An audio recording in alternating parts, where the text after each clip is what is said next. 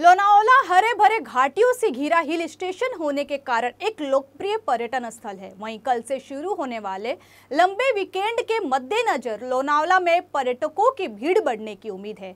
ऐसे में पर्यटकों की सुरक्षा को लेकर पुलिस सतर्क हो गई है। लोनावाला के पर्यटन स्थलों पर आने वाले पर्यटकों से अनुरोध किया गया है कि वे प्रकृति का आनंद लें, लेकिन खतरनाक पर्यटन न करें।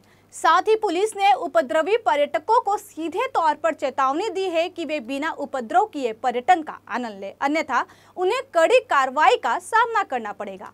लोनावाला में पर्यटन बड़ी संख्या में आते हैं, लेकिन उन जगहों पर जाकर अपनी जान जोखिम में डालते हैं जो पर्यटन के लिए प्रतिबंधित है। पुलिस ने पहले भी प्रतिबंधित स्थानों पर गए पर्यटकों के खिलाफ कार्रवाई की है। वहीं पुलिस ने कहा कि लोनावाला के प्रतिबंधित पर्यटन स्थलों पर आने वाले पर्यटकों के खिलाफ अब भी कड़ी कार्रवाई की जाएगी।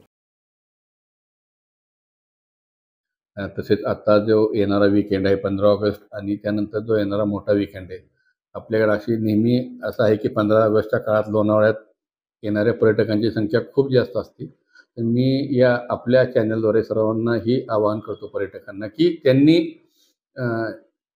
15 ऑगस्ट किंवा त्याच्या इतर कुठल्याही वेळी येताना त्यांची सुरक्षितता पहिली जपावी।